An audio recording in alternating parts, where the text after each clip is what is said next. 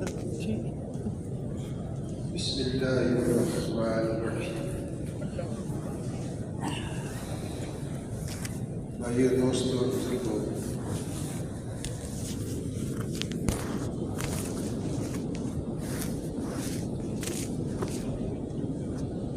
دنیا کا ایک نظام ہے، جب سے کائنات بنی ہے اللہ جل جلالہ عمر والوں نے اس کائنات کو بنایا۔ اس کے اندر بے شمار مخلوقات اللہ نے پیدا فرمائی، بڑی بڑی مخلوقات جو اللہ نے پیدا فرمائی۔ فرشتے اللہ نے پیدا فرمائے، فرشتے اللہ نے ان کو نور سے بنایا۔ فرشتوں کے اندر اللہ پاک نے معصیت کا مادہ نہیں رکھا، ان کے اندر طاعت ہے۔ اللہ نے جب سے بنایا ہے، فرشتوں کو پیدا کیا ہے، اس وقت سے جو امر اللہ نے ان کے لیے کر دیا، جو حکم اللہ نے ان کے لیے فرما دیا، فرشتے اپنے اللہ کے اس حکم کو پورا کر رہے ہیں۔ ذرا سی بھی ان سے نافرمانی نہیں ہوتی۔ ہاں، اللہ اپنا امر بدلتے ہیں فرشتوں کے لیے تو بدل جاتا ہے، پھر بدلے ہوئے امر کے اعتبار سے اپنا استعمال کرتے ہیں۔ ساری کائنات کا نظام اللہ فرشتوں سے چلا رہے ہیں، تکوینی نظام۔ سورج کے نکلنے کا، غروب ہونے کا، ہواؤں کے چلنے کا، پیداوار کے ہونے کا، بارشوں کے برسنے کا، موسموں کے بدلنے کا، ہواؤں کے چلنے کا، یہ سارا نظام اللہ فرشتوں سے چلا رہے ہیں۔ اللہ کے امر کے مطابق سارے فرشتے عمل کر رہے ہیں۔ ایک اللہ نے مخلوق بنائی آگ سے، جس کو جنات کہتے ہیں۔ ان کے اندر اللہ نے دونوں خصلتیں رکھی ہیں، وہ اللہ کی مانتے بھی ہیں، اللہ کی نافرمانی بھی کرتے ہیں۔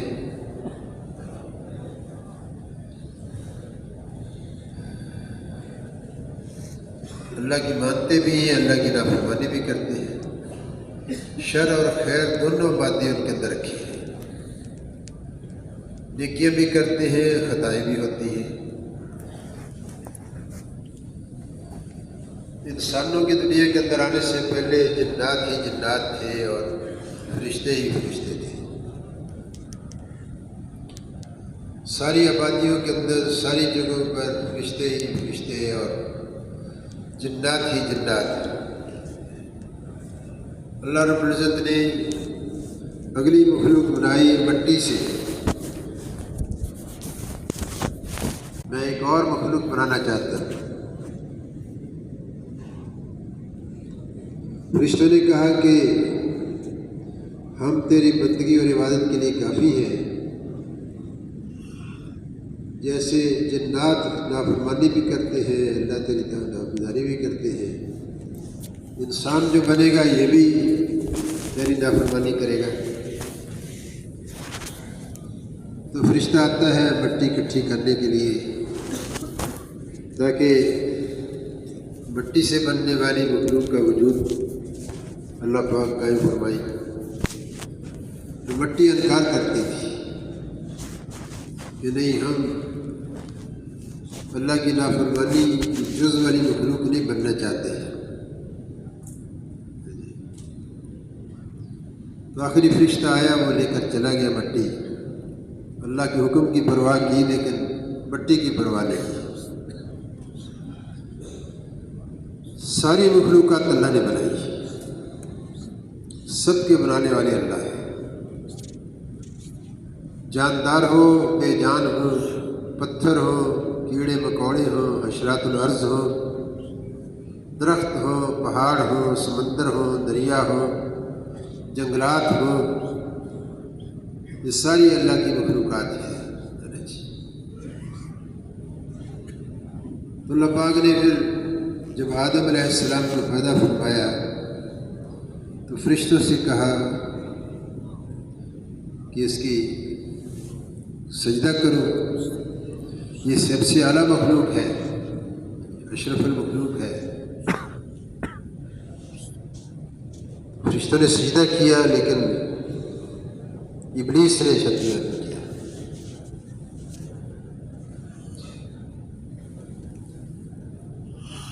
और अल्लाह पाक ने फिर उसको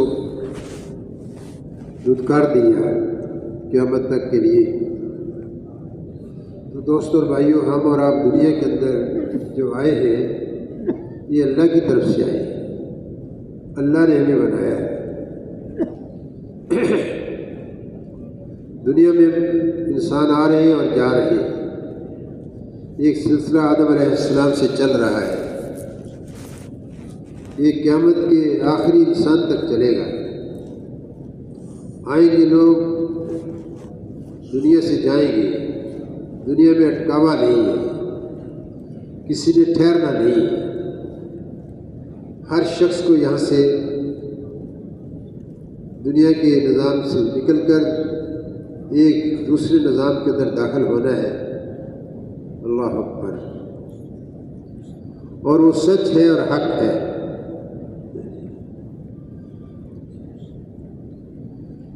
दुनिया के बाद जो हमारी अगली मंजिल आएगी, अगला निज़ाम होगा, वो आलम बरज़ख का होगा, कब्र का मंजिल होगा।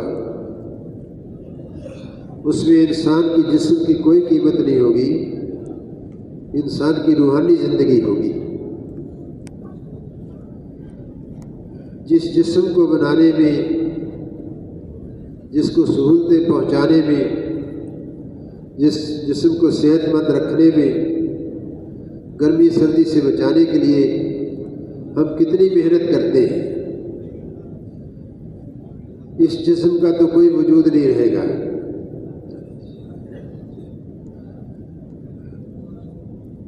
मरने के बाद जब कब्र में लटा दिया जाता है, तो फिर दोस्तों एक वक्त आता है कि इसके जोड़ आपस में अलग हो जाते हैं। गोश्त भी मिट्टी में मिल जाता है, हत्ता की हड्डियाँ भी, वो भी मिट्टी का हिस्सा बन जाती है। पुराने कब्रिस्तान के अंदर जाकर देखो, जब कब्र खोदी जाती है तो पहले से दफन हुए लोगों की हड्डियाँ निकलती हैं। किसी की पाँव की हड्डी निकलेगी, टांग की हड्डी निकलेगी, बाजू की हड्डी निकलेगी, और बाजू कब्रों में कुछ भी नहीं निकलता। वो सब की सब हड्डियाँ भी मिट्टी में मिल जाती हैं।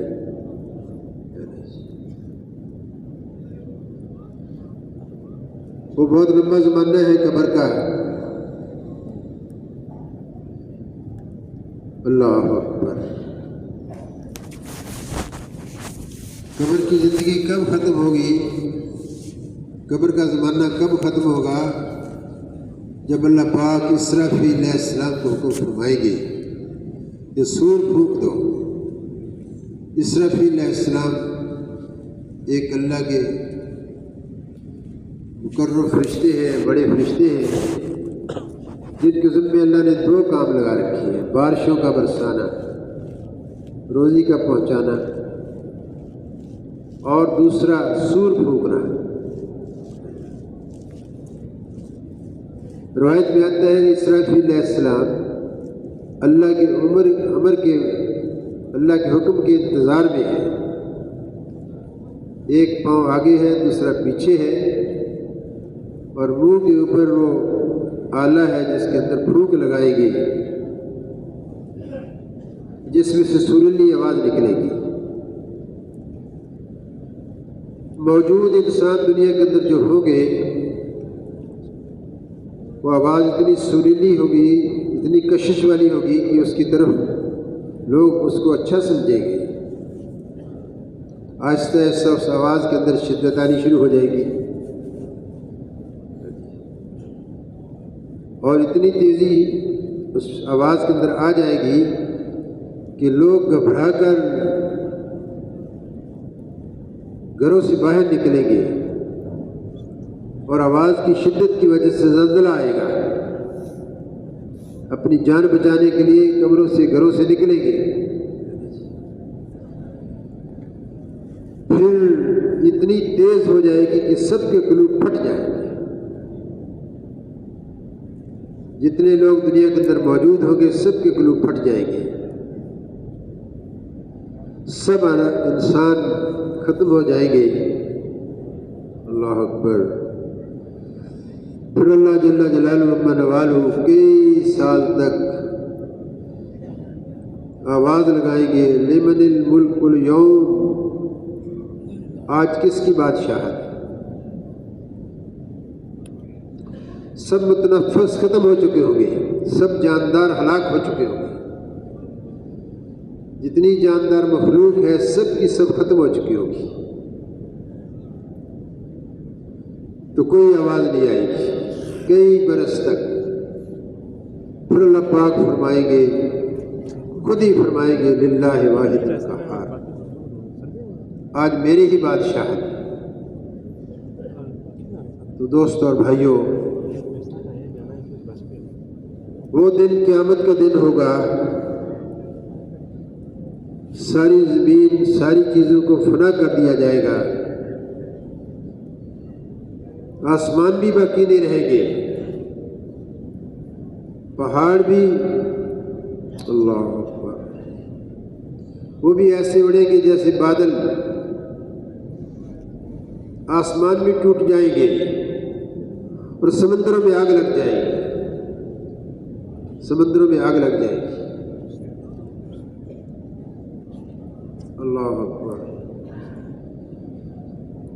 تو قبر کا زمانہ بہت لمبا زمانہ ہے، قیامت کے قائم ہونے تک، سور پھونکا جانے تک، اور اس کے بعد بھی کئی برس تک جب اللہ پاک ہی اکیلے ہوں گے اور کچھ ملائکہ ہوں گے،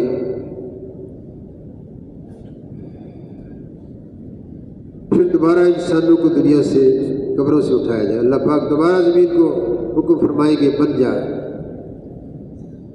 پھر دوبارہ زمین بن جائے گی، پھر اللہ پاک حکم فرمائیں گے سارے قبروں میں جانے والے اپنے قبروں میں سے اٹھیں گے، روایت میں آتا ہے کہ اپنے سروں سے مٹی جھاڑتے ہوئے اٹھیں گے،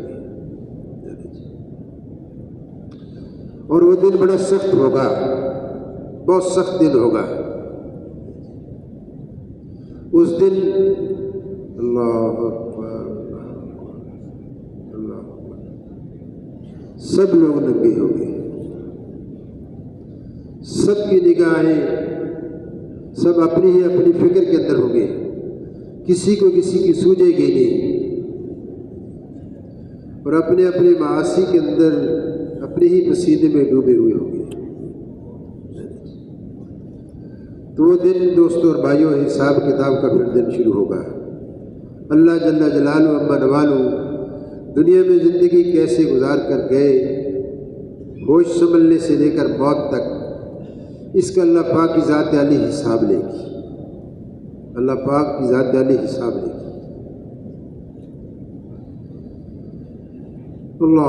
اللہ ہم سب کے لیے آسان کر دے۔ اور اس کے بعد پھر دوستو، جب سارے انسانوں کا حساب ہو چکے گا، ایک بات عرض کرتا چلا جاؤں کہ جن لوگوں نے دنیا کے اندر آ کر اس لا الہ الا اللہ کا اقرار نہیں کیا ہوگا، کسی نبی کی امت کے اندر آ کر اقرار نہیں کیا ہوگا، ان کا کوئی حساب نہیں ہوگا، سب سے پہلے ان کو دھکیل کر جہنم میں ڈال دیا جائے گا۔ آدم علیہ السلام کے زمانے میں آئے، نوح علیہ السلام کے، ہود علیہ السلام کے، قیامت تک جتنے انسان آئیں گے، اگر انہوں نے دنیا کے اندر آ کر اس کلمہ لا الہ الا اللہ اس کا اقرار نہیں کیا ہوگا، وہ تو سیدھے جہنم میں ڈال دیے جائیں گے، ان کا کوئی حساب نہیں ہوگا۔ ہاں ایمان والوں کا، لا الہ الا اللہ کا اقرار کرنے والوں کا میرے دوستوں اور بھائیوں حساب ہوگا۔ اس لیے کہا جاتا ہے کہ لا الہ الا اللہ، اس کی وجہ سے ساری کائنات باقی ہے۔ روایت میں آتا ہے کہ جب ایک شخص دنیا کے اندر لا الہ الا اللہ کہنے والا باقی رہے گا، اللہ ساری کائنات کے نظام کو باقی رکھے گی۔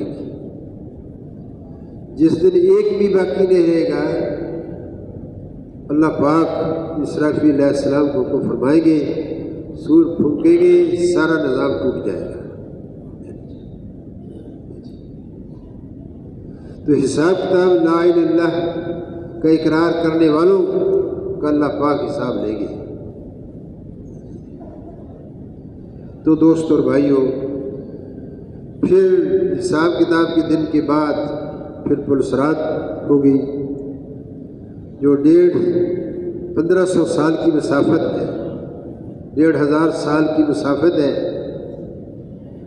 علماء سے سنتے ہیں کہ وہ بہت تیز ہے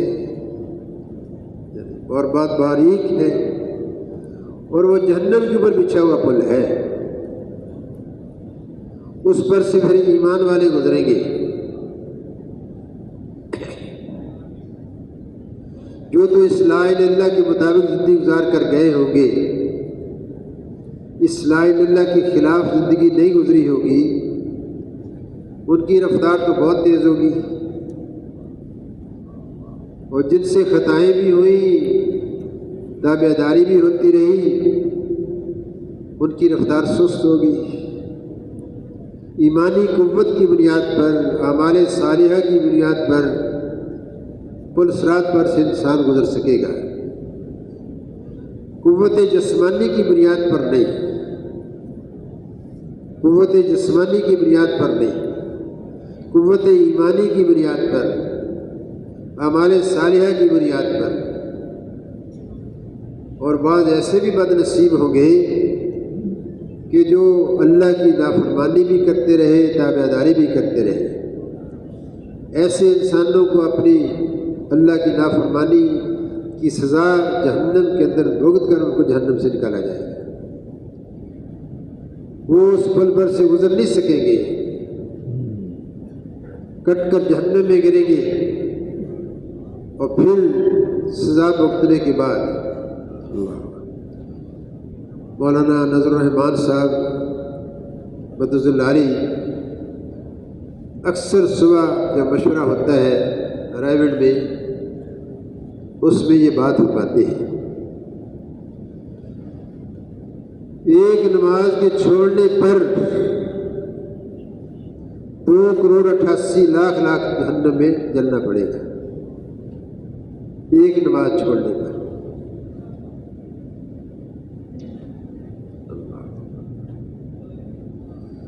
اللہ کی ایک امر کی نافرمانی، نماز، ایک نماز چھوڑنے پر 2,88,00,000 سال جنت میں جلنا پڑے گا۔ میرے دوستو، یہاں پیمانہ وقت کا اور ہے، آخرت میں پیمانہ وقت کا اور ہوگا۔ یہاں دن رات گھڑیاں ہیں، گھنٹے ہیں، سال مہینے ہیں، وہاں کے وقت کے پیمانے کی لمبائی بہت زیادہ ہے، بہت زیادہ ہے۔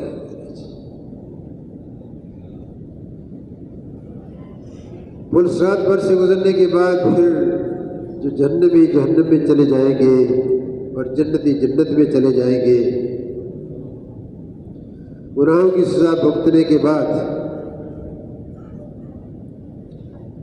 پھر 2 صفیں بنے گی، ایک جنتی ہوگی اور دوسری جہنمی ہوگی۔ اللہ ہم سب کو جنت والوں میں بنا دے۔ لیکن دوستو، تیاری دنیا میں کرنی ہے، مرنے کے بعد نہیں۔ مرنے کے بعد تو عمل نامہ بند۔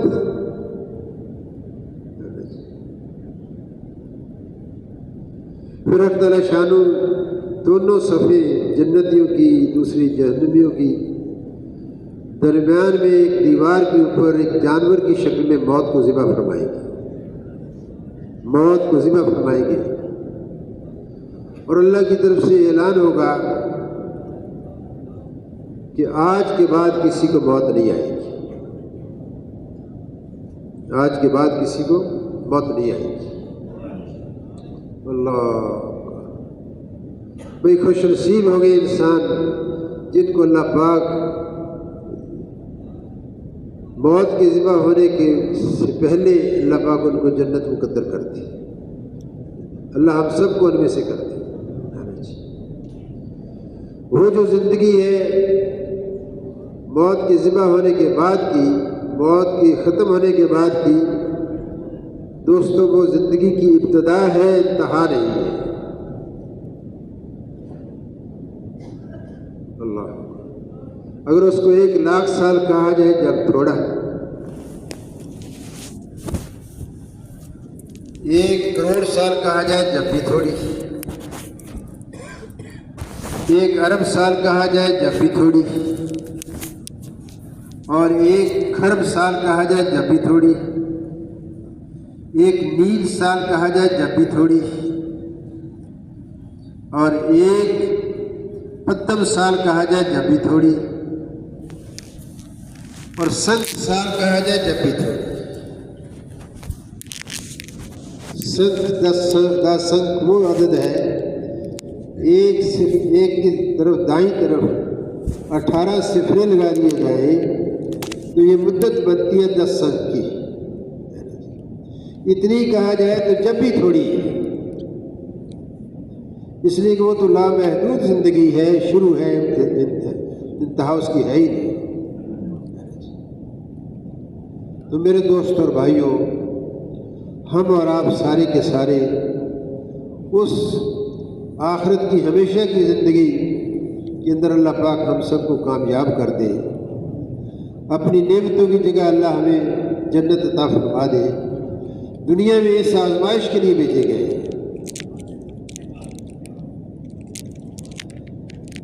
دنیا میں اس آزمائش کے لیے بھیجے گئے۔ اللہ پاک فرماتے ہیں کہ میں نے زندگی اور موت کو اس لیے پیدا کیا ہے کہ میں لوگوں کو آزمانا چاہتا ہوں کہ کون اس لا الہ الا اللہ والی زندگی گزار کر آتا ہے، کون اچھے عمل کر کے آتا ہے۔ اللہ نے ہمیں پیدا کیا ہے، اللہ نے ہمیں جسم عطا فرمایا ہے، جسم کی ہر نعمت اللہ نے دی ہے۔ آنکھ اللہ نے بنائی، دماغ اللہ نے بنایا، کان اللہ نے بنائے، زبان اللہ نے بنائی، ہاتھ اور پاؤں اللہ نے بنائے۔ جسم کا ہر عضو کس نے بنایا؟ اللہ نے بنایا۔ اس کے مالک ہم نہیں۔ زبان میں بولنے کی قوت اللہ نے رکھی، آنکھ میں دیکھنے کی طاقت اللہ نے رکھی، کان میں سننے کی قوت اللہ نے رکھی، ہاتھ میں پکڑنے کی قوت اللہ نے رکھی، پاؤں میں چلنے کی قوت اللہ نے رکھی۔ جتنی بدن کے اندر اعضاء میں استعدادیں ہیں، صلاحیتیں ہیں، یہ کس نے دی؟ اللہ نے۔ اللہ اس جسم کے بھی مالک ہے، ان استعدادوں کے بھی مالک ہے۔ یہ انسان کی اپنی نہیں ہے، یہ اللہ نے عطا فرمائی ہے۔ اللہ اکبر۔ تو دوستوں اور بھائیوں، یہ جسم ہمارا اپنا نہیں، اللہ نے دیا ہے، ہم اس جسم کے مالک نہیں۔ اللہ اکبر۔ قرآن پاک کی ایک آیت ہے جس کا ترجمہ یہ ہے، جو کھجور کی گٹھلی کے اوپر سفید جلی ہوتی ہے، اللہ پاک فرماتے ہیں تم اس کے بھی مالک نہیں ہو۔ کھجور کی گٹھلی کے اوپر جو سفید جلی ہوتی ہے، اللہ فرماتے ہیں اس کے بھی مالک نہیں ہو۔ تو بھائی ہمارا جسم بھی امانت ہے، ہمارے جسم کے اعضاء بھی امانت ہے، یہ بھی اللہ کی عطا کی ہوئی صلاحیتیں ہیں، استعدادیں ہیں۔ تو دوستو جس مالک نے یہ امانتیں عطا فرمائی، جس نے ہمیں پیدا کیا، جس نے یہ نعمتیں عطا فرمائی، ان کو استعمال ویسے کیا جائے جیسے وہ چاہتا ہے، اس کو استعمال ویسے کریں گے جیسے بنانے والا، استعداد عطا فرمانے والا چاہتا ہے، ویسے استعمال کریں گے تو دوستوں اور بھائیوں مالک خوش ہوگا، دنیا میں بھی کامیاب کریں گے اللہ پاک، پھر آخرت میں بھی کامیاب کریں گے۔ وہ ہے لا الہ الا اللہ۔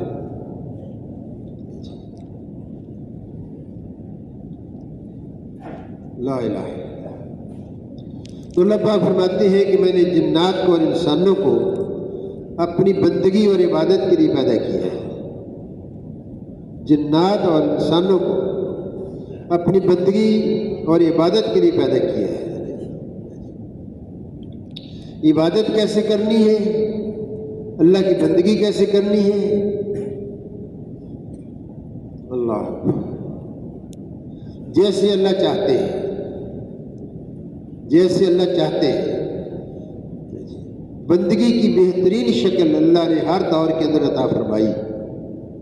آدم علیہ السلام سے لے کر قیامت تک جتنے انسان آئیں گے سب کے لیے بندگی کی ایک ہی شکل اللہ نے عطا فرمائی، طاعت کی، بندگی کی، عبادت کی، اللہ کی فرما برداری کی ایک ہی شکل عطا فرمائی ہے۔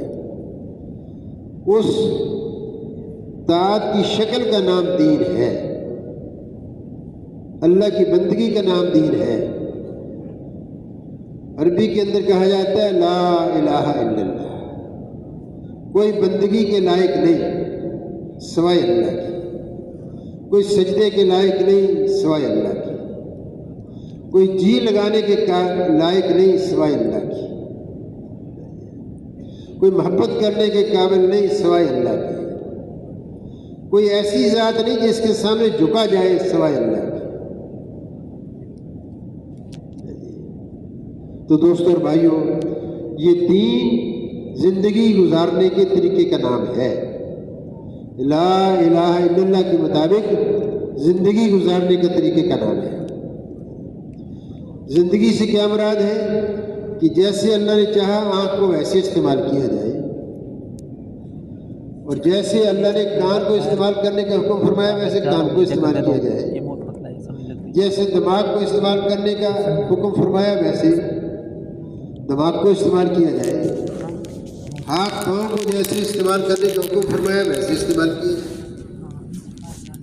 تو زندگی گزارنے کے طریقے کا نام دین ہے۔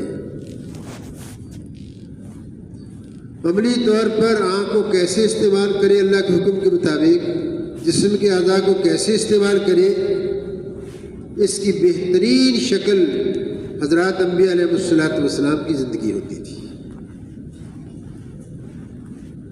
تو زندگی گزارنے کے طریقے کا نام دین ہے۔ دین ایک آسمانی زندگی ہے، ایک روحانی زندگی ہے، اللہ کی پسندیدہ زندگی ہے، دنیا اور آخرت میں کامیاب کرنے والی زندگی، کامیاب کرانے والی زندگی ہے۔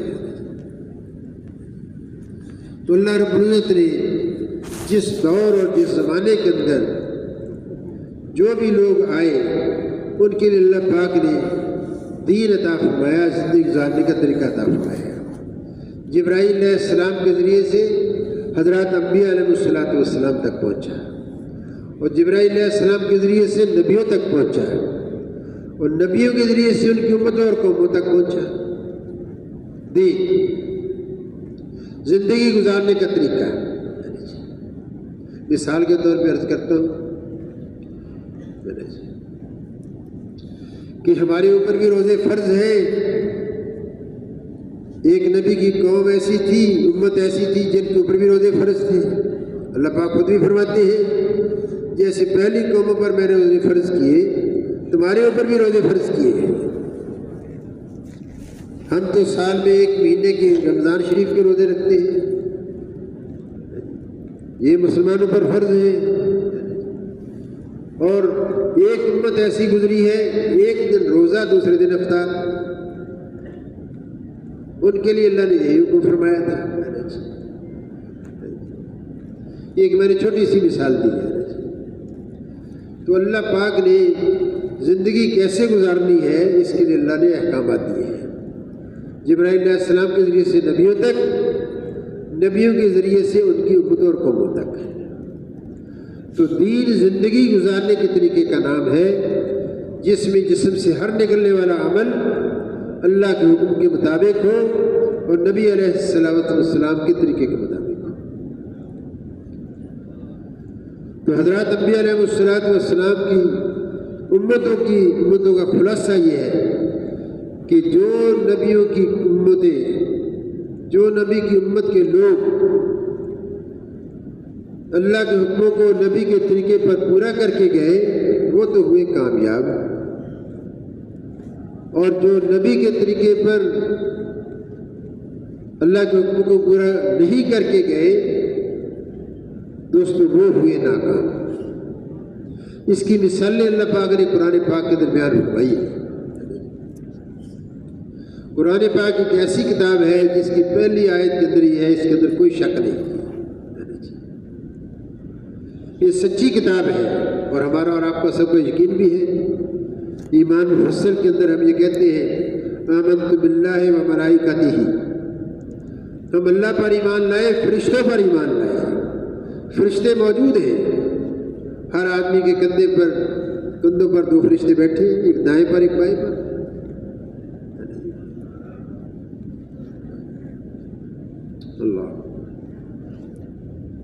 اللہ پر ایمان لائے، فرشتے پر ایمان لائے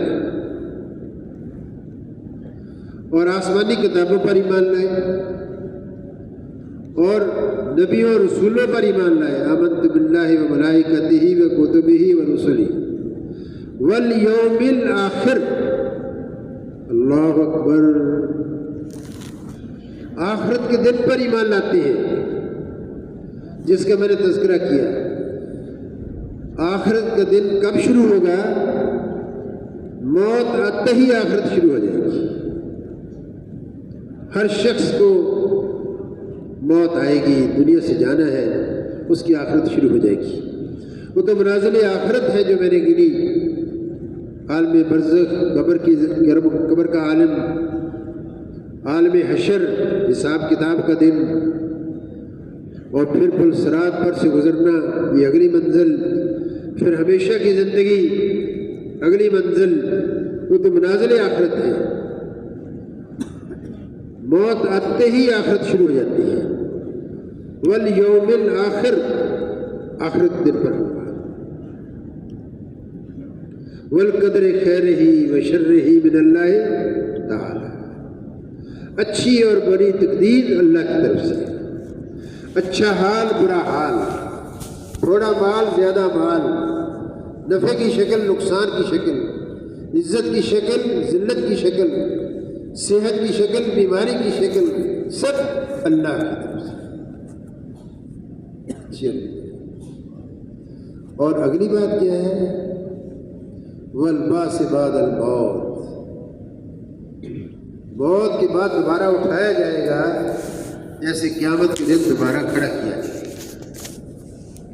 یہ ہم سب کا یقین ہے، اس پہ اس کا سب اقرار کرتے ہیں. جتنے بھی کلمہ پڑھنے والے ہیں سب کی بنیادی ایمانی صفت یہ ہے ان چیزوں پر ایمان رکھنا.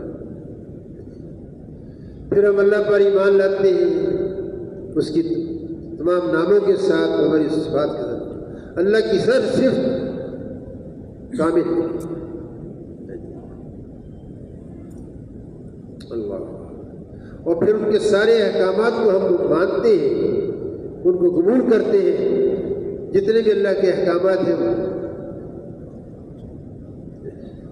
تو دوستوں اور بھائیوں، یہ ہمارا آپ کا سب کا یقین ہے. تو دنیا کے اندر جو انبیاء علیہ السلام کی قومیں آئیں آپ صلی اللہ علیہ وسلم سے پہلے، جو دین پر چلے وہ کامیاب ہوئے، جو دین پر نہیں چلے ناکام ہوئے. جو دین پر چلے وہ کامیاب، جو دین پر نہیں چلے ناکام. مولانا محمد احمد صاحب رحمۃ اللہ علیہ فرمایا کرتے تھے اللہ اکبر۔ جب انبیاء علیہ السلام لوگ کو دین پر چلنے کی محنت کرتے تھے، محنت مکمل ہو جاتی تھی، جن کے مقدر میں اللہ نے ہدایت لکھی ہوتی تھی ان کو ہدایت مل جاتی تھی، پھر نافرمانوں کو اللہ پاک، دین پر نہ چلنے والوں کو اللہ پاک صفحہ ہستی سے ختم کر دیا کرتے تھے۔ جیسے نوح علیہ السلام 950 سال سمجھاتے رہے اپنی قوم کو۔ اللہ اکبر، اللہ اکبر۔ نوح علیہ السلام کیا عرض کرتے ہیں اللہ پاک سے، اے اللہ میں نے ان کو دل کو بھی سمجھایا، رات کو بھی سمجھایا، یہ میری بات کو رد ہی کرتے ہیں۔ پھر میں نے مجمع میں بھی ان کو چھوڑ دیا، اعلانیہ طور پر بھی، خفیہ طور پر بھی، لیکن یہ میری بات کو رد ہی کرتے ہیں۔ اللہ 950 سال نوح علیہ السلام محنت کرتے رہے، کتنے ایمان لائے؟ 80 یا کچھ زیادہ۔ میرے دوستو 100 سال کے اندر 10 آدمی بھی نہیں بنتے، 100 سال کے اندر 10 آدمی بھی ایمان والے نہ بنے، دین پر نہ چلنے والے بنے، لیکن اتنی بڑی جمعیت میں سے اللہ نے بچایا کن کو؟ اللہ نے بچایا دین پر چلنے والوں کو، اللہ پر ایمان لانے والوں کو، نوح علیہ السلام کی بات کو ماننے والوں کو، نوح علیہ السلام کے لائے ہوئے دین پر عمل کرنے والوں کو اللہ نے بچایا۔ باقی سب کے ساتھ کیا سلوک کیا؟ اللہ نے پانی کو حکم فرمایا، پانی طوفان کی شکل میں آیا، درختوں سے نکلا، درختوں کے پتوں سے، تنوں سے، پہاڑوں سے اور آگ کی بٹیوں سے پانی نکلا۔ اور اللہ نے فرمایا نوح علیہ السلام کو کہ اپنی کشتی تیار کرو، میرا طوفان آنے والا ہے، عذاب آنے والا ہے، جو فرما بردار ہیں ان کو، دین پر چلنے والے ان کو اس میں سوار کر لینا ہے۔ جب طوفان آیا تو کشتی میں بیٹھ گئے سارے ایمان والے، سطح پانی کی بلند ہونی شروع ہوئی، کشتی اوپر اٹھتی گئی۔ نوح علیہ السلام نے اپنے بیٹے کو کہا، اے میرے بیٹے ایمان لے آ اور کشتی میں سوار ہو جا۔ میں تو پہاڑی پر چڑھ جاؤں گا، پہاڑ پر، جوتی پہاڑ ہے، عراق، آذربائیجان، ایران اور ترکی کے ساتھ تینوں ملک اس پہاڑ کے اندر آتے ہیں، میں اس پہاڑ پر چڑھ جاؤں گا۔ میرے دوست اور بھائیوں، ایک پانی کی موج آئی اپنے ساتھ بہا کر لے گئی۔ نوح علیہ السلام کا بیٹا بھی اور ان کی بیوی بھی ایمان نہیں لائی تھی، دونوں اس طوفان کے اندر ہلاک ہوئے۔ تو دوستوں اور بھائیوں، اسی طور پر اس میں ایک بات اور اللہ نے فرمائی، تو عرض کرتا ہوں، نوح علیہ السلام نے عرض کیا، یا اللہ تیرا وعدہ ہے تو نبیوں کی اولاد کو ضائع نہیں کرے گا، یہ تو میرا بیٹا ہے۔ تو اللہ نے فرمایا نہیں، یہ تیرا بیٹا نہیں، تیرے میں سے نہیں ہے، اس لیے کہ اس کا عمل ٹھیک نہیں ہے، اس کا عمل دین کے خلاف ہے۔ جنسی طور پر انہیں کا بیٹا تھا، لیکن دین پر نہ چلنے کی وجہ سے اللہ نے اس کی ولدیت سے ان کو نکال دیا۔ تو جو دین پر چلے وہ کامیاب ہوئے، جو دین پر نہیں چلے ہلاک ہوئے۔ ہود علیہ السلام کی قوم عاد کو، نافرمان قوم کو، دین پر نہ چلنے والوں کو اللہ نے ہوا چلا دی، 7 راتیں اور 8 دن ہوا چلا دی، سرسر آئی ہوا، تیز ہوا چلی۔ کمال علماء فرماتے ہیں کہ جو ایمان والے تھے ہوا ان کو کچھ بھی نہیں کہتی تھی، پتہ ہی نہیں چل رہا تیز چل رہی ہے، اور جو دین پر نہیں چلنے والے تھے ان کو پٹک پٹ کر پھینک رہی تھی۔ اللہ، بہت تیز ہوا چلی، سب نافرمان ہلاک ہو گئے۔ اللہ پاک اس میں ایک بات فرماتے ہیں، بتاؤ ان میں سے کون باقی؟ کوئی باقی نہیں بچا۔ سب ہلاک ہو گئے. بچے ہود علیہ السلام پر ایمان لانے والے، ان پر زندگی دینی زندگی گزارنے والے. حضور صلی اللہ علیہ وسلم تک ساری نبیوں کی قوموں کے ساتھ یہی ہوا، ساری نبیوں کی قوموں کے ساتھ یہی ہوا.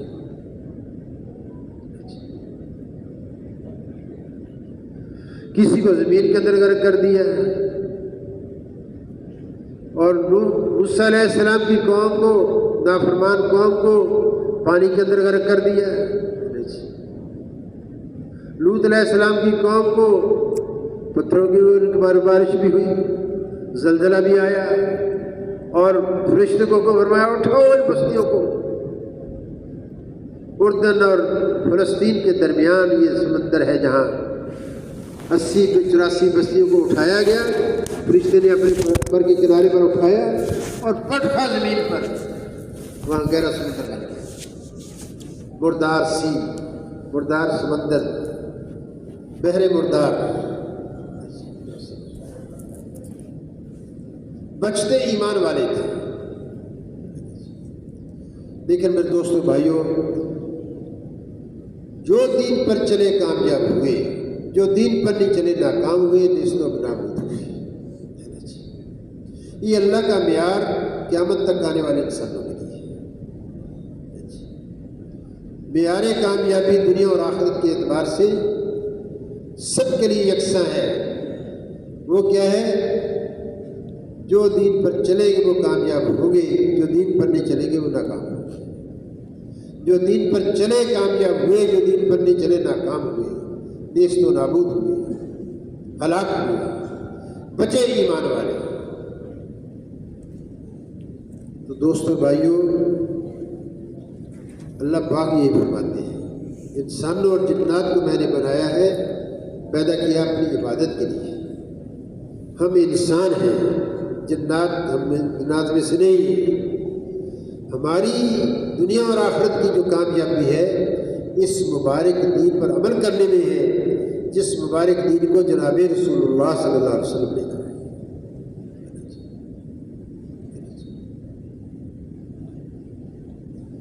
تو انبیاء علیہ السلام کی قوموں کے ذمے دین پر عمل کرنا ہوتا تھا. دین پر عمل کرنے کے لیے تیار کرنا نبیوں کا ذمہ ہوتا تھا. نبیوں کے ذمے دین کی عملی نمونے کے طور پر شکل بھی پیش کرواتے تھے. نبی کی زندگی نمونہ ہوتی تھی دین کی اپنی قوم اور امت کے لیے. اور نبی کی دوسری ذمہ داری اپنی امت کو دین پر چلنے کے لیے تیار کرنا ہوتا تھا. جیسے میں نے تھوڑے سے شروع عرض کیا کہ نوح علیہ السلام 950 سال اپنی قوم کو سمجھاتے رہے، اے میری قوم اللہ کی نافرمانی سے بچو، دین پر عمل کرو. لیکن وہ کہتے تھے جمہور ہمارے ساتھ ہے، ہم اکثریت میں ہیں. نوح علیہ السلام کے ساتھ ہی تھوڑے ہیں، نعوذ باللہ من ذالک، یہ ناکام ہیں، ہم کامیاب ہیں. لیکن جمہور ہلاک ہوئے نوح علیہ السلام کے ساتھ ہی ایمان لانے والے، دین پر چلنے والے کامیاب ہوئے، وہ بچے. تو نبیوں کے ذمے صرف دو کام ہوتے تھے. ایک دین کا عملی نمونہ نبیوں کی زندگی ہوتی تھی، اور دوسرا نبی لوگ دنیا کے اندر آ کر اپنی امتوں اور قوموں کو دین پر چلنے کے لیے تیار کرتے تھے. نبی یہ کہتے تھے اللہ نے بنایا ہے، اللہ ایک ذات ہے، اس کو پہچانو، اس کی مانو، اس کی نعمتوں کا شکر ادا کرو، اس کی نافرمانی سے بچو. انبیاء علیہ السلام یہ کہتے تھے. اللہ کو بیان کرتے تھے، اللہ کی قدرتوں کو بیان کرتے تھے، اللہ کی صفات کو. اور جب انبیاء علیہ السلام بیان کرتے تھے، لوگ اللہ کو پہچاننے والے بنتے تھے، اللہ کو ماننے والے بنتے تھے، دین پر عمل کرنے والے بنتے تھے. حضور صلی اللہ علیہ وسلم پر اللہ پاک نے نبوت کا دروازہ بند فرما دیا ہے. بحیثیت انسان کے دوست اور بھائیوں، ہم اور آپ جتنے انسان ہیں دنیا کے اندر، ہم سب کی ذمہ داری اللہ کی مان کر زندگی گزارنا ہے. اللہ کی عبودیت والی، فرما برداری والی، تابعداری والی زندگی گزارنا ہے بحیثیت انسان کی۔ نبیوں کے ذمہ ہوتا تھا دین کی محنت کرنا، لوگ دین پر چلنے کے لیے تیار کرنا، اللہ کی ماننے کے لیے تیار کرنا، یہ نبیوں کے ذمہ ہوتا تھا۔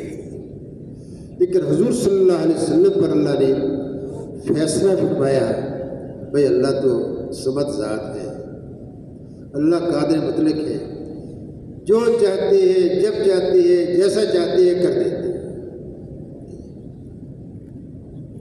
اللہ کی قدرت ہر چیز پہ آ گئی، اللہ ہر چیز پر قادر ہے۔ بار بار اللہ فرماتے ہیں ہر چیز کے اوپر میری قدرت غالب ہے، ہر چیز پہ میری قدرت غالب ہے۔ ایک تو اللہ نے نیا دین کوئی نہیں آئے گا یہ فیصلہ فرمایا، جو حضور صلی اللہ علیہ وسلم دین لے کر آئے، یہ دین آپ کی نبوت کے بعد سے لے کر قیامت تک آنے والے جتنے انسان ہیں سب کے لیے یہی دین ہے۔ آپ صلی اللہ علیہ وسلم کی نبوت کے بعد سے لے کر قیامت تک جتنے انسان آئیں گے سب کے لیے یہی دین اسلام ہے، زندگی کا معیار، کامیابی کا معیار یہی ہے۔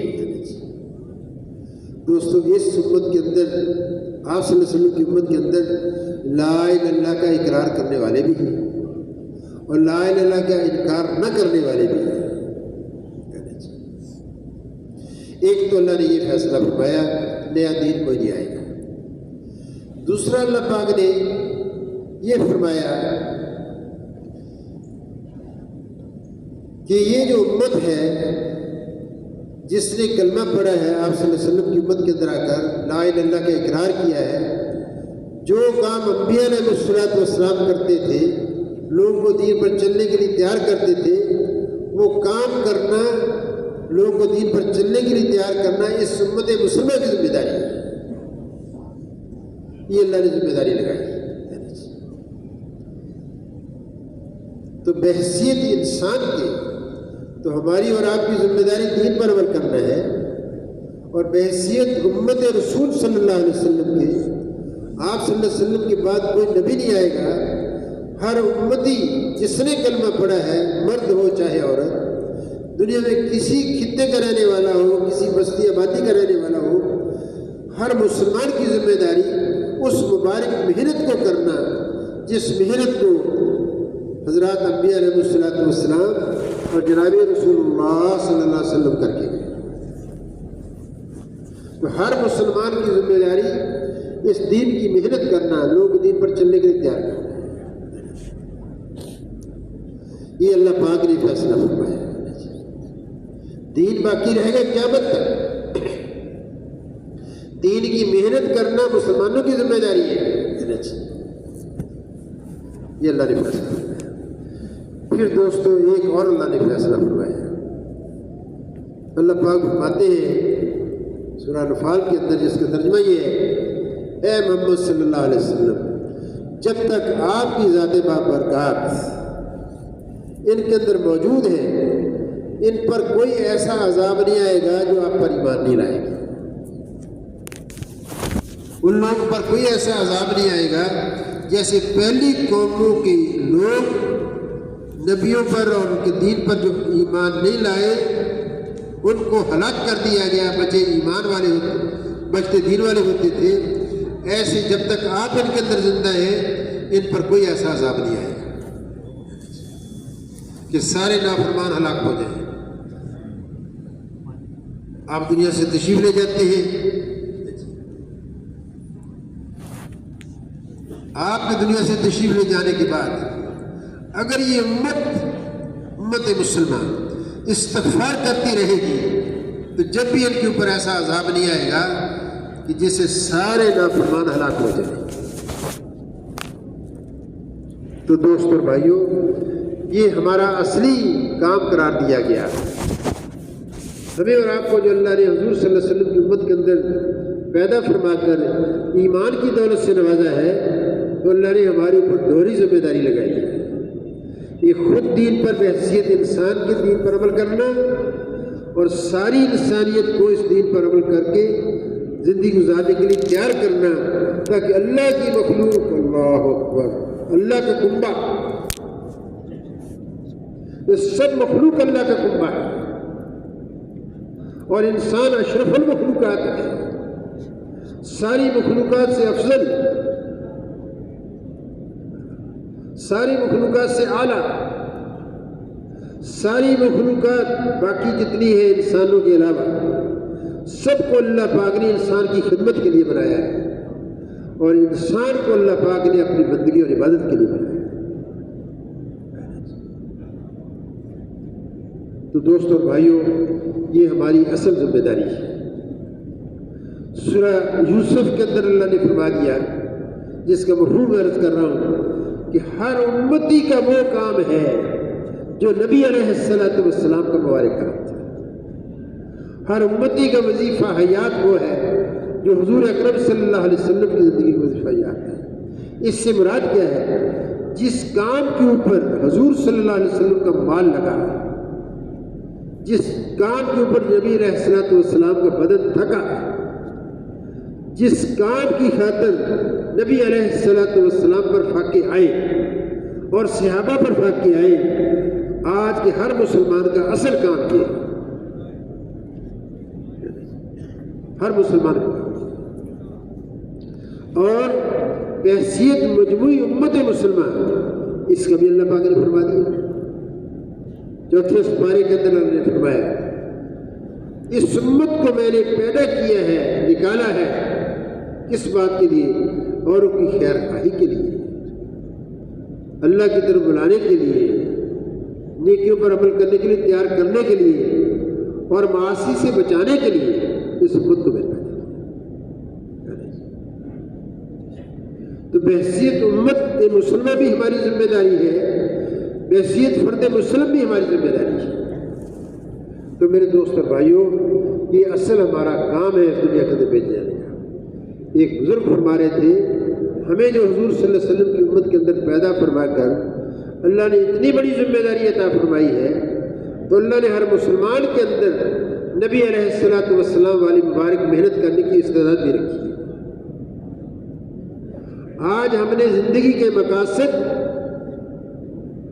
تاجر نے تجارت کو بنا لیا ہے، زارع نے زراعت کو بنا لیا ہے، صنعت کار نے صنعت کو بنا لیا ہے، تعلیم اور تحقیق والوں نے ریسرچ کو بنا لیا ہے، باغبانی کو بنا لیا ہے۔ جو دنیا کے اندر آج محنت کی شکلیں چل رہی ہیں، ان کو اپنی زندگی کا مقصد بنا لیا ہے، بلکہ حالانکہ ہر مسلمان کی زندگی کا اصل مقصد وہ ہے جس کے لیے اللہ نے ہمیں اور آپ کو نبی علیہ السلام کی امت کے اندر پیدا فرما کر ایمان کی دولت سے نوازا ہے۔ یہ ہمارا اصل کام ہے۔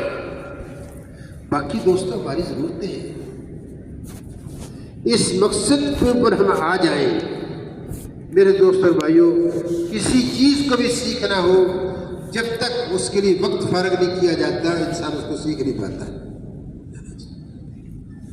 تو جو ذمہ داری، جو دنیا کے اندر اس امت کے بھیجے جانے کا مقصد اللہ نے ہمیں دیا ہے، آج امت اس مقصد کو چھوڑ بیٹھی۔ یہ ہمارا شب جمعہ کا اجتماع ہو، یا ہمارا مقامی گشت ہو، یا بیرونی گشت ہو، یا 3 دن کے لیے جانا ہو، چلنا 4 مہینے کے لیے جانا ہو، یا روزانہ کی گھر گھر کی ملاقاتیں ہوں، یہ سب اس بات کے لیے ہے کہ ہر فرد مسلم اس مبارک زندگی کے، اس مبارک کام کو اپنی زندگی کا کام بنائے۔ باقی اللہ نے بھی ضرورتیں ہمارے ساتھ لگائی، کھانے پینے کی ضرورت ہے، مکان کی ضرورت ہے، لباس کی ضرورت ہے، سواری کی ضرورت ہے، نکاح کی ضرورت ہے، یہ ضرورتیں ہیں۔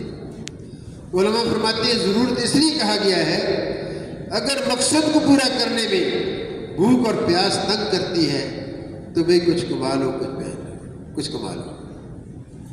جیسے حضرت علی رضی اللہ عنہ ایک یہودی کے باغ کے اندر جاتے ہیں، ایک ڈول پانی کا نکالا تو اس یہودی نے 1 کھجور دی۔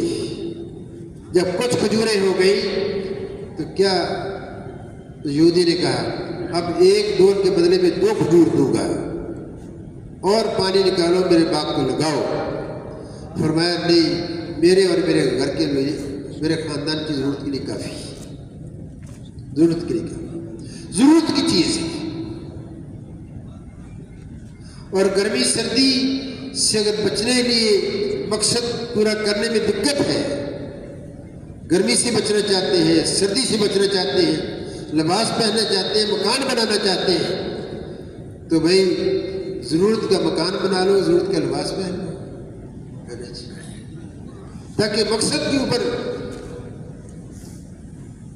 مقصد کو پورا کرنے میں کمی نہ ہو. اور اگر بھائی سواری ہمارے پاس نہیں ہے تو سواری خرید لو. اس زمانے میں سواریوں کی نوعیت اور تھی، آج سواریوں کی نوعیت اور. ورنہ صحابہ کے زمانے میں کہاں ہوائی جہاز تھے، کہاں ریل کاریں تھی، کہاں موٹر کاریں تھی. پیدل سفر یا گھوڑے کا سفر ہے، یا اونٹ کا ہے، یا گدھے کا، کچر کا سفر ہے، یہ پیدل چل رہے ہیں. یہ ضرورت کی چیز ہے. قوت شہوت پر قبضہ نہیں ہے، مقصد کو پورا کرنے میں حرام کاری کی طرف طبیعت کھینچتی ہے تو نکاح کر لو. یہ ضرورتیں نہیں ہیں، ضرورتیں ہیں ہماری. میرے دوستوں، زندگی کا مقصد نہیں ہے. مقصد کیا ہے؟ جو نبی علیہ السلام جو اللہ نے امانتیں دی ہیں، جسم کے اعتبار سے، مال کے اعتبار سے اور دنیاوی چیزوں کے اعتبار سے جو اللہ نے دی ہے، اس سب کو اللہ کی منشا کے مطابق جہاں اللہ چاہتا ہے وہاں خرچ کرنے کے لیے اللہ تعالیٰ ہے. یہ ہماری نہیں ہے صلاحیت ہے، یہ چیزیں ہماری نہیں ہیں، ہم اس کے مالک نہیں ہیں. یہ اللہ کی امانت ہے. اللہ کی امانت کیسے صحیح طریقے سے پوری کی جائے، ادا کی جائے، اس کے لیے جناب رسول اللہ صلی اللہ علیہ وسلم کی زندگی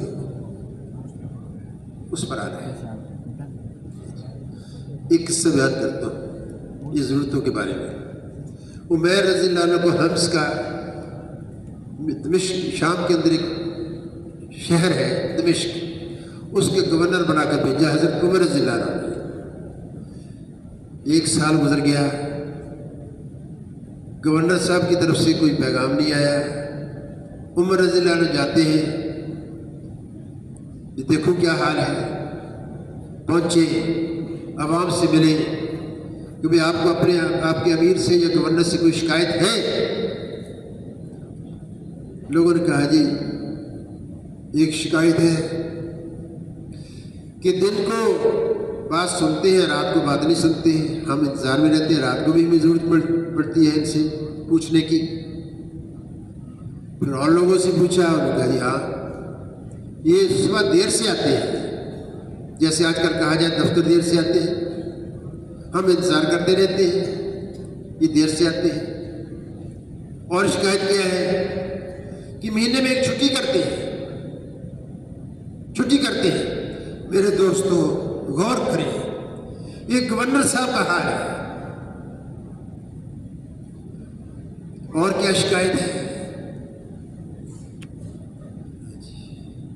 ان کو مجلس میں بیٹھے ہوتے ہیں، ہم اپنے مسائل رکھ رہے ہوتے ہیں، یکلخت ان کو کشی پڑ جاتی ہے. یہ 4 شکایتیں عوام سے جب ملے، ان سے ملی. پھر عمر رضی اللہ عنہ موجود ہیں، عمیر رضی اللہ عنہ موجود ہیں، عوام بھی موجود ہیں.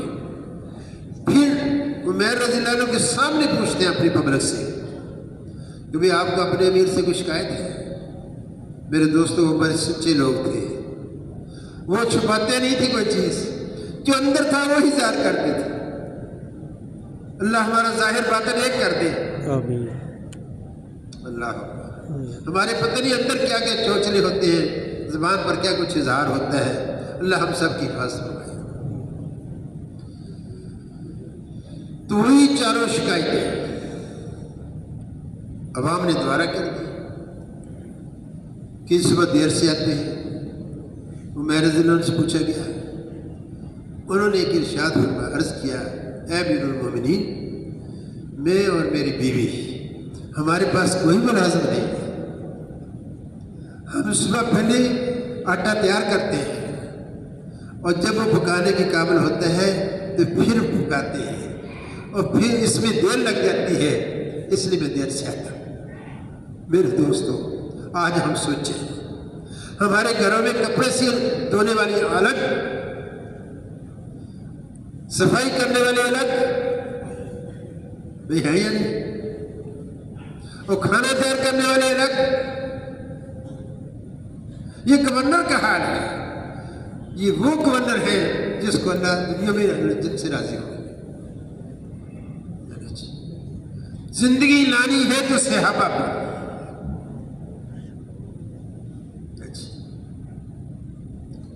مطمئن ہو گئے رضی اللہ عنہ۔ تو اور دوسری شکایت کیا ہے کہ جی آپ دن کو سنتے ہیں، بات رات کو نہیں سنتے ہیں۔ فرمانے لگے میں نے دن ان کے لیے رکھا ہوا ہے، رات اللہ کے لیے رکھی ہے۔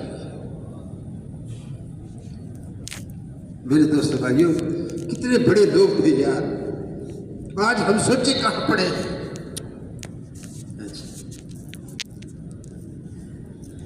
دن مخلوق کے لیے، رات خالق کے لیے، مناجات اللہ کے حضور میں کھڑے ہیں، تلاوت ہو رہی ہے، نماز پڑھ رہے ہیں، اللہ کا ذکر ہو رہا ہے، دعائیں مانگی جا رہی ہیں۔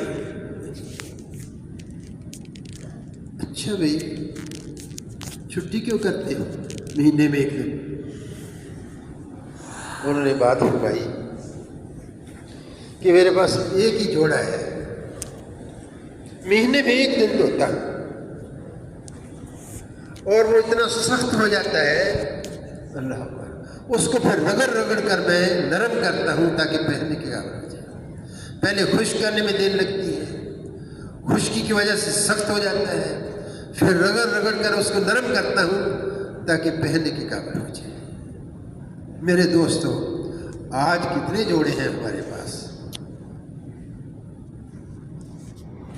میں اگر ایک بات کی طرف اشارہ کر دوں، جو دلہن پہلی رات کی کو لباس پہنتی ہے، وہ لباس آج کل کروڑوں کا آتا ہے، لاکھوں کا آتا ہے،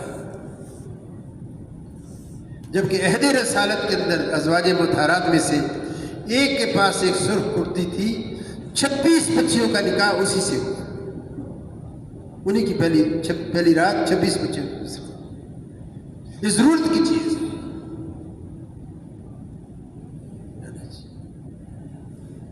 تو دوستوں بھائیوں، ہم اور آپ اپنے کام پر آ جائیں۔ جب ہم اللہ کے راستے میں نکلیں گے، ایمان کی باتیں کریں گے، اللہ کی بڑائی کی باتیں کریں گے، دل کے اندر ایمان کی لہریں اٹھیں گی، اللہ کی عظمت بیٹھے گی، اللہ کا خوف اترے گا، اللہ کی نافرمانی سے بچنے کا جذبہ پیدا ہوگا، اللہ کو راضی کرنے کا جذبہ پیدا ہوگا۔ اللہ کے راستے میں پکا ٹھکا آدمی کبھی نماز نہیں پڑھی، کبھی ذکر نہیں کیا، سلام کلمہ بھی صحیح نہیں آتا، 3 دن کے لیے اللہ کے راستے میں نکل جائے، اللہ اکبر، اللہ زندگی بدل کے رکھ دیتے ہیں، اور پہلی صف کا نمازی بن جاتا ہے، تکبیر اولیٰ کے ساتھ نماز پڑھتا ہے۔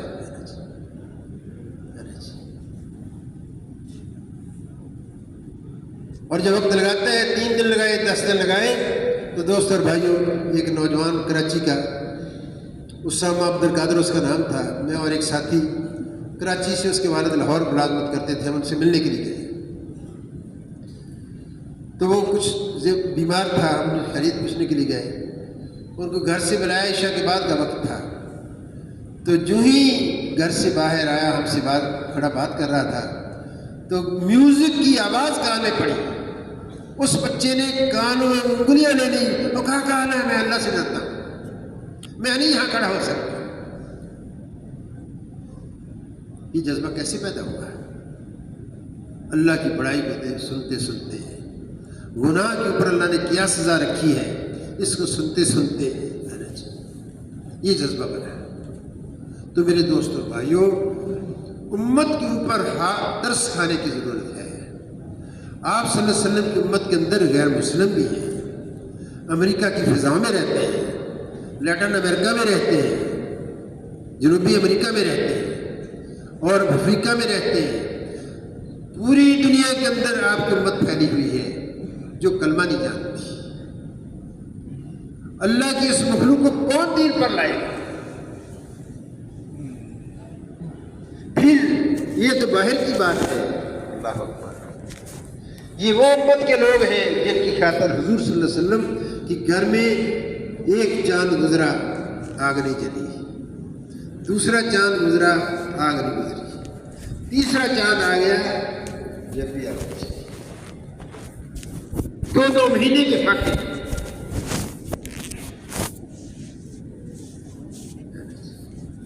جس امت کی خاطر نبی علیہ الصلوۃ والسلام کا خون بہا، دندان مبارک شہید ہوئے، ان کی بیٹیوں کو طلاقیں ہوئی، ہے نا جی دوستو بھائیوں، اس دین کا آج ہم نے کیا حال کیا ہے؟ وہ ہمارے پڑوسی جو نماز نہیں پڑھتے، میرے دوستو بھائیوں، آخرت میں مرنے کے بعد ان کا کیا ہوگا؟ نماز کی سستی کرنے والے کو موت پیاس کی شدت میں آتی ہے، اگر سمندر بھی پی جائے تو پیاس نہیں بجھتی۔ کتنے ہمارے ساتھی ہیں تو ہم بچتے نہیں کرتے، ملاقاتیں نہیں کرتے، ہماری دکان نہیں فارغ ہونے دیتی، ملازمت نہیں میری چھوڑ دیتی۔ ان کو کون جنت کا راستہ دکھائے گا؟ اللہ پاک کی ذات بڑی قریب ہے، اللہ کی ذات بڑی قریب ہے۔ 3 زاویوں سے آدمی کی قیمت لگتی ہے عمل کی، 3 زاویوں سے۔ ایک حال کے اعتبار سے، دیکھو بھائی، وضو کا حال نہیں ہے، ہم تلاوت کر رہے ہیں، ہر حرف کے اوپر کتنی نیکیاں ملتی ہیں؟ 10 نیکیاں ملتی ہیں۔ وضو کر لیں گے تو کتنی ملے گی ایک حرف کے اوپر؟ جی 15 یا 25۔ اور وہی تلاوت اگر نماز کے اندر بیٹھ کر کریں گے تو 50 نیکیاں، کھڑے ہو کر پڑھیں گے تو 100 نیکیاں۔ حال کے بدلنے سے عمل کی قیمت بدلتی ہے۔ پھر وقت کے اعتبار سے قیمت بدلتی ہے۔ ابھی رمضان شریف آنے والا ہے، ایک نفل فرضوں کے برابر اور فرض 70 فرضوں کے برابر ملے گا، نہیں ملے گا؟ اور ایک رات کا وقت ہے لیلۃ القدر کا، تو 1000 مہینوں کی عبادت وقت کے اعتبار سے۔ پھر مقام کے اعتبار سے قیمت بدلتی ہے، مقام کے اعتبار سے قیمت بدلتی ہے۔ کیا ہے؟ گھر میں نماز پڑھو تو 1 نماز، مسجد میں پڑھو تو کتنی؟ 27۔ کون ایسا آدمی ہے جس کو کہا جائے کہ گھر میں محلے میں مزدوری کر تو 1 روپیہ ملے گا، اور دوسرے محلے میں جا کر مزدوری کر 27 روپے ملیں گے؟ کوئی اپنا محلہ چھوڑے گا یا نہیں چھوڑے گا؟ کیوں نہیں؟ گویا جائے گا کہ نہیں؟ حقیقت کیا ہے؟ ہمارے اندر اعمال کی قیمت نہیں ہے، مال کی قیمت ہے۔ آج ہمارے اندر دنیا اتنی گھس گئی، مال کی قیمت نہیں رہی۔ اور وہی نماز اگر جامع مسجد میں پڑھ لیں، 500 نمازوں کا ثواب، مثال کے تو ظہر کی نماز ہے، وہی ایک نماز ظہر کی بیت المقدس میں پڑھے تو 25,000، اور وہی ایک ظہر کی نماز حضور صلی اللہ علیہ وسلم کی مسجد کے اندر پڑھنا تو کتنی؟ 50,000 نمازوں کا ثواب۔ اور وہی ایک نماز بیت اللہ میں پڑھ لی جائے تو کتنا؟ 1,00,000۔ میرے دوست اور بھائیوں، وہی ایک نماز اگر اللہ کے راستے میں پڑھیں گے تو کتنا ملے گا؟ اللہ ہماری آخرت کی آنکھ کھول دے، ہم دنیا کو اصل سمجھ کر نہ چلے، آخرت کو اصل سمجھ کر۔ تو بھائی، جب ایمان کی محنت کے لیے لوگوں کو آخرت کی جہنم کی آگ سے بچانے کے لیے، جنت کا راستہ دکھانے کے لیے، اللہ کی فرمانبرداری پر ڈالنے کے لیے، پھر تو جب اللہ کے راستے کے اندر نکلیں گے، اللہ اپنی شان کے مطابق کرے، اسی پیمانے سے اللہ ہماری اصلاح فرمائے گا۔ 3 دن اللہ کے راستے میں ایک طرف ساری زندگی کی انالیسس ہو جاتی ہے. یہ تو ایک طرف میری بات بتائی بھئی اللہ کے راستے میں صبح لگائیں گے یا شام لگائیں گے کتنا ملے گا؟ دنیا مافیا سے زیادہ. دنیا اور مافیا سے زیادہ سے کیا مراد ہے؟ دنیا کی تو قیمت ہی اللہ کے نزدیک کچھ نہیں. جب سے بنایا اس کو محبت کی نگاہ سے نہیں دیکھا. قیامت میں اللہ سے کہے گی اے اللہ تو مجھے کسی جنتی کے کونے میں جگہ دے دو. کسی جنت کی کونے کے اندر جگہ دے دو. حق تعالیٰ شان فرمائیں گے حدیث پاک کا مفہوم ہے اللہ جس کی جنت میں تجھے جگہ مل گئی وہ جنت بدنما ہو جائے گی. میرے دوستو اس دنیا کے اندر آج ہم اپنی ساری صلاحیتیں لگ کر جا رہے ہیں. اس سے مراد یہ ہے صبح یا شام اللہ کے راستے میں لگا دینا. دنیا مافیا سے بہتر ہے جتنے صبح میں جتنے اعمال ہو رہے ہیں انفرادی ان سب کا اجر یہ صبح اللہ کے راستے میں لگانے والے کو ملے گا, شام اللہ کے راستے میں لگانے والے کو ملے گا. یا جتنا اس دنیا کو خرچ کر دیا جائے جتنا صدقہ بنے گا اس کا اجر اس کو ملے گا. 2 تفسیر علماء فرماتے ہیں. اگر ہم صبح اللہ کے راستے مشورے میں نہیں بیٹھتے تو یہ کس کا نقصان ہے؟ یا شام گشت نہیں کرتے تو یہ کس کا نقصان ہے؟ بھئی موت کے بعد موقع ملے گا. کمال تھے صحابہ. عمر رضی اللہ عنہ کیا فرماتے ہیں مجھے اللہ اکبر دنیا سے محبت ہے جنت نہیں مجھے چاہیے. مفہوم عرض کر رہا ہوں کیوں؟ دنیا کے اندر نماز کا پڑھنا ہے جنت میں نماز کا پڑھنا نہیں ہوگا. جو مناجات جو سرور و لطف نماز پڑھنے میں ملتا ہے جنت میں نماز نہیں ہوگی تو کیا مزہ آئے گا. ان کی ایک محبوب چیز تھی. اور دوسرا فرمایا دنیا میں اللہ کے راستے میں نکلنا ہے جنت میں اللہ کے راستے میں نکلنا نہیں ہوگا. آج سب سے زیادہ تساہل اور سستی جو ہو رہی ہے میرے دوستو اللہ کے راستے میں نکلنا. دنیا کی خط دوڑ لگی ہوئی ہے. دیکھ لو بازار بڑے پڑے ہیں, دفاتر بھرے پڑی ہیں, منڈیاں بھری پڑی ہیں. دنیا کی اللہ ففروا الی اللہ بھاگو میری طرف, دوڑ لگاؤ, آؤ مجھے حاصل کرو, بڑھو اس جنت کی طرف جس کی چوڑائی زمین و آسمان سے زیادہ. تو دوستو بھائیوں اپنے ساتھیوں پر ترس کھانا, محلے والوں پر ترس کھانا, جو اللہ کی مخلوقوں پر ترس کھائے گا. میرے دوستو بھائیوں ایک چونٹی نے اپنی چونٹی کی مدد کی, اللہ نے اس کی تعریف قرآن کے اندر کی. ایک چھوٹی سی چونٹی, اے چونٹی, اے میری بہن چونٹیوں, دلوں میں گھس جاؤ. سلمان علیہ السلام کا لشکر آ رہا ہے, لشکر آ رہا ہے. اللہ اکبر. کیونکہ وہ جانتے نہیں کہ آپ یہاں ہیں. اس میں ایک لطیفہ بھی ہے. سلیمان علیہ السلام نے اس چونٹی سے کہا کہ میں اتنا ہی ظالم تھا اپنی چونٹی کو تباہ کرتا. چونٹی نے کہا کسی کا نے یہ کہا کہ وہ جانتے نہیں ہیں, ہم لا یشعرون, جانتے نہیں. اللہ نے اس کی تعریف کی, حدود کی اللہ نے تعریف کی, حبیب نجار کی تعریف کی, مومن کی تعریف کی. سورہ مومن کے اندر جس نے یہ کہا اس نبی کی بات سنا اس کو پوچھنا اللہ نے سکھایا. تو بھائی جو اللہ کی مخلوق کے ساتھ کہہ صحیح کرے گا دوست اور بھائیوں اللہ کا محبوب بن جائے گا, اللہ کا محبوب بن جائے گا. اس کے لیے بھائی جب تک اس محنت کے اندر ہم اور آپ چلتے نہیں اس وقت اس محنت کا, اس کام کا, اس ذمہ داری کا احساس ہمارے اندر پیدا نہیں ہو سکتا. سب سے زیادہ جو نبی علیہ الصلوۃ والسلام والی فکر ہمیں نصیب ہوگی وہ مقامی گشتوں کے اندر چلنے سے پیدا ہوگی, گھر گھر جا کر دعوت دینے سے حاصل ہوگی. سارے انبیاء علیہ الصلوۃ والسلام کی دعوت کا نور مقامی گشتوں کے اندر ہے, روزانہ کی ملاقاتوں کے اندر ہے. نوح علیہ السلام ہفتے میں 2 گشت نہیں کرتے تھے, دن میں وہ بھی رات کا کام کرتے تھے, رات کو بھی لوگوں کے پاس جاتے تھے. حضور صلی اللہ علیہ وسلم بھی روز لوگوں کے پاس جاتے تھے. ہم بھی ہر روز ملاقاتیں کریں, 10 10 آدمیوں کو نماز پر کھڑا کر دیا، روز کی 50 نمازوں کا اجر ہمارے حساب میں آ گیا۔ یہ ہے آخرت کی کمائی۔ پھر دنیا میں تو ملے گا تھوڑا، دنیا میں ملے گا سکون دین پر چلنے کا، مال میں برکت ہوگی، اولاد میں برکت ہوگی، وقت میں برکت ہوگی، تھوڑے مال سے زیادہ ضرورتیں پوری ہوگی، لیکن اصل بنے گی آخرت۔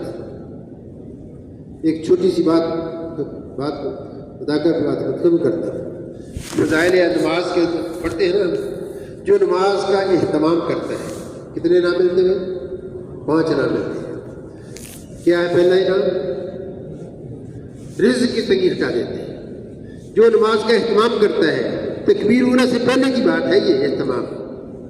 نماز تکبیر اولیٰ پر الگ اجر ہے، قیام پر الگ اجر ہے، ہر رکعت پر ہر پر الگ اجر ہے، قوم سجدے پر قعدے پر الگ ہر اجر ہے، لیکن نماز کا جو اہتمام کرتا ہے بھئی دنیا کے اندر اللہ اس کی رزق کی تنگی ہٹا دیتے ہیں۔ دنیا میں کتنا رہنا ہے بھائی؟ 50-60 سال، 70 سال، 100 سال؟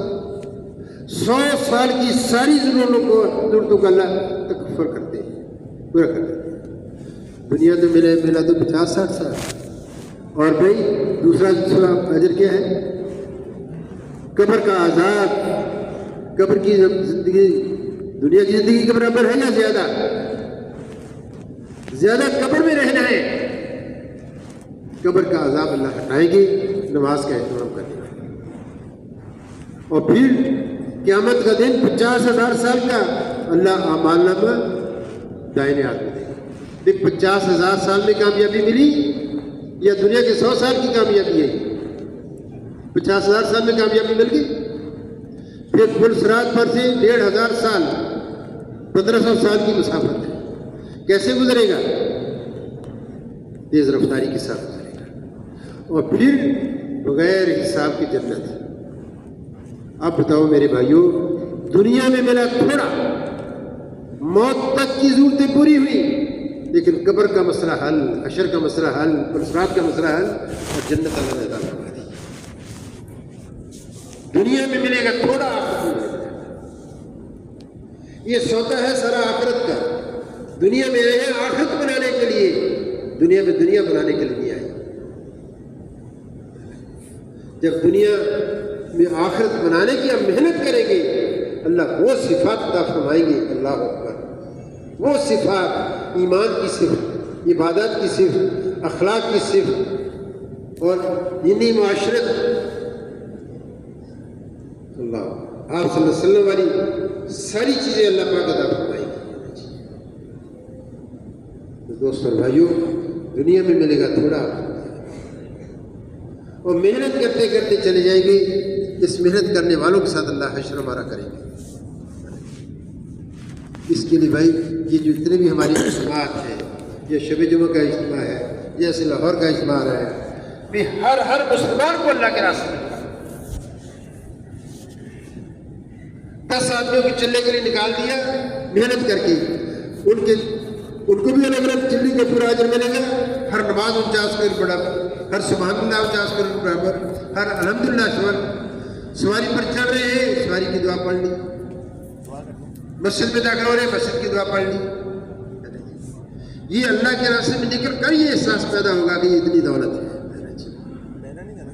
تو بھائی ہم خود ہی محنت نہ کریں تو یہ بات تو ہر مسجد سے چلا چار مانے کی جماعتیں نکلے، ہم اپنا وقت مقرر کریں کہ یہ وقت ہمارا ہم نے اللہ کو دے دیا، یہ ہمارا عمومی گشتوں کا ہے، یہ مقامی گشت، یہ بیرونی گشت ہے، یہ روزانہ کی ملاقاتوں کا ہے، یہ مشورے کا ہے، اور یہ 3 دن کا ہے، یہ چلنے کا ہے، 4 مہینے کا ہے۔ میرے دوستوں بھائیوں، مٹا ہوا دین اللہ پاک زندہ کریں گے ہماری اور آپ کی محنت پر۔ بھی سارے تیار ہیں؟ تو میری درخواست یہ ہے، اب آپ سے مطالبہ عرض کریں گے۔ دیکھو بھائی، یہ جو بات ہم کرتے ہیں یہ بات اصل نہیں ہوتی، اصل ہمارے ہاں مطالبہ عمل اصل ہے، جو مطالبہ ہے یہ اصل ہے۔ ہفتہ بار محنت پورا اپنی مساجد میں جماعتیں چلنا 4 مہینے کی تیار کرو، اور یہاں کر پیش کرو، کہ بھی ہم چلے کی ہماری جماعت، ہماری مسجد 2 جماعتیں، ہماری مسجد 3 جماعتیں پیش کرو۔ تو کون کون نقد تیار ہے ماشاءاللہ صبح سے اللہ کے راستے میں جانے کے لیے؟ مسجد وار جماعتیں بتاؤ، صبح سے نقد 4 مہینے چلے کے لیے ماشاءاللہ کے لیے حضور صلی اللہ علیہ وسلم کے ہاتھوں سے حوض کوثر میں پانی بھی نصیب ہوگا۔ اللہ آپ کی شفاعت کے ہم مستحق ہوں گے جب نبی علیہ الصلوۃ والسلام والا مبارک کام کریں گے ماشاءاللہ۔ بھائی صرف نام لکھانے والے کھڑے ہو اور کوئی بھائی نہ اٹھ کے جائے۔